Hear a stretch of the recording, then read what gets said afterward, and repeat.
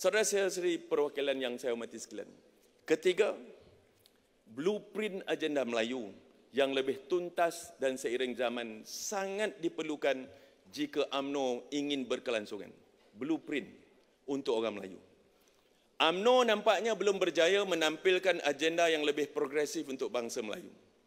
4 tahun telah terbiar begitu saja setelah dihambat pelbagai kemelut politik tanah air. Kita seolah-olah hilang fokus kepada segala kekusutan dan kesenzaraan yang dilalui oleh bangsa Melayu. Kita juga gagal menampilkan solusi yang bernas untuk mereka. Ingatlah, bangsa kita berhadapan dengan pelbagai krisis yang meruncing sekarang sejak kebelakangan ini. Meskipun pahit untuk kita telan, hakikatnya Bumiputera jauh ketinggalan berbanding dengan kaum-kaum lain. Orang Melayu masih tergolong dalam kumpulan miskin tegar dengan kadar kemiskinan yang tinggi berbandingan masyarakat lain. Tidak cukup dengan itu, wang simpanan persaraan Bumiputera juga semakin susut saban tahun.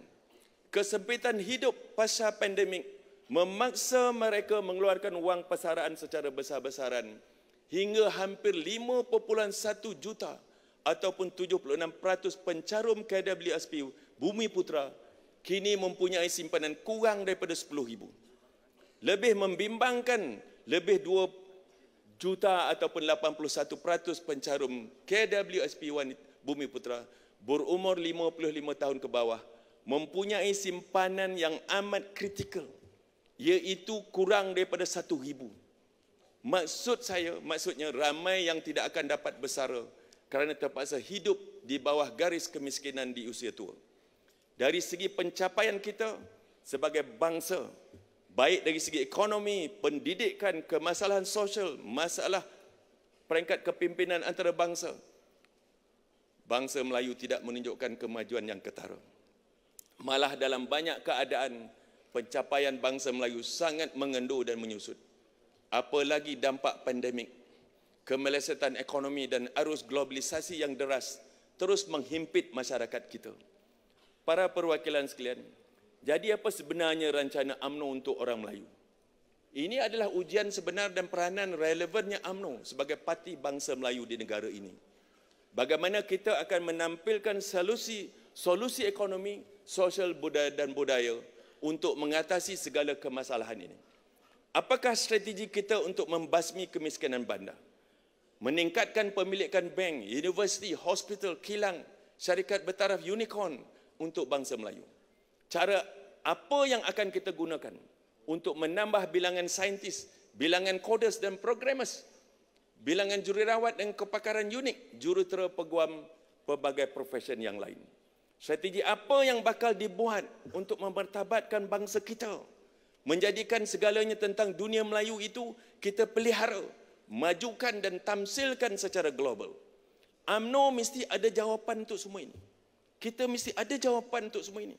Dan jawapannya lah UMNO tidak boleh piecemeal dan juga secara ad hoc. Solusi UMNO mestilah dalam satu bentuk blueprint kemajuan dan pemodenan bangsa Melayu yang lengkap, menyeluruhi dan kalis masa. Jika UMNO tidak menyediakan blueprint sebegini, maka bagaimana kita akan merencanakan program yang sistematik yang untuk kemajuan bangsa Melayu? Seruan saya, saudara sekalian, adalah untuk UMNO memulakan langkah berani dan tegas, merangka blueprint baru dengan membawa agenda Melayu yang moden dan maju untuk meyakinkan bangsa Melayu bahawa kita UMNO ada rencana yang jelas untuk bangsa kita. Dengan blueprint sedemikian, kita dapat membuktikan bahawa kita sedar akan masalah yang melingkari bangsa Melayu dan kita ada strategi dan rancangan jangka panjang untuk mereka.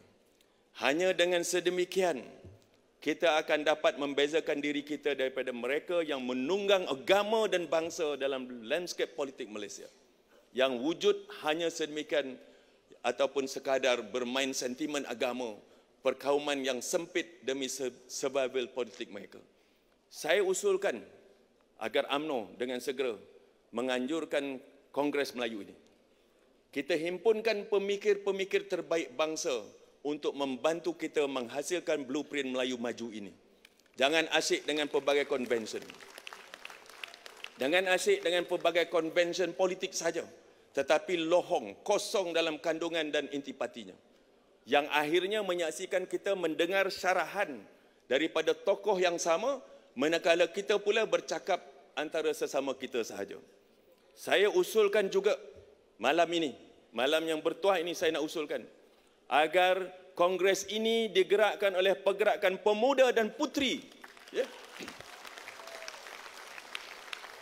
Kerana seperti apa yang saya cakapkan tadi, anda perlu buktikan bahawa anda semua akan bersedia untuk mengemudi agenda bangsa bersama kami.